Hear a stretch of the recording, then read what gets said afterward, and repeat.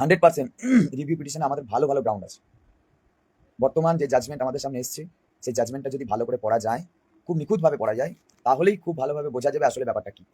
যাই হোক, আপনাদের যদি লিগাল পয়েন্টস থাকে, আপনারা আপনার জেলার যে অ্যাডমিন তাকে দেবেন, অথবা ওয়াই চ্যানেলে একটা লিগাল বিষয়ের জন্য একটা বক্স করা আছে, সেখানে আমরা দেবো। যাই হোক, এখন আমরা একটু কর্মসূচির কথা বলে নিই।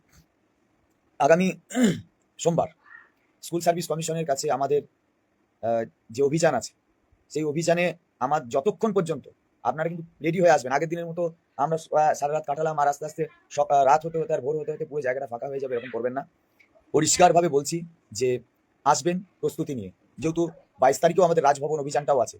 আর অবশ্যই ওই দিন যোগ্যদের পরিচ্ছন্ন লিস্ট পাবো, তবে উঠবো। দাবি অনেক আছে, পরিচ্ছন্ন যোগ্যদের একদম নিশ্চিত করা একটা লিস্ট, যে লিস্টে একটাও ভুয়ো ঢুকে থাকবে না, এবং এই লিস্ট যেন আমরা রিভিউ পিটিশনে প্লেস করতে পারি। দ্বিতীয় হচ্ছে, একটা আতঙ্ক তৈরি হয়েছে, যেহেতু সুপ্রিম কোর্ট মানে এইভাবে একটা জোর দিয়ে বলেছেন যে নোটিফিকেশন সামনের মাসে 31 তারিখ পর্যন্ত বাই করতে হবে, পরীক্ষা নিতে হবে ডিসেম্বরের মধ্যে। তাই অনেকের মধ্যে স্বাভাবিকভাবে একটা আতঙ্ক তৈরি হয়েছে। মাঝখানে কিন্তু রিভিউ পিটিশনও আছে। আর আমরা কোনো মূল্যেই পরীক্ষা দেবো না।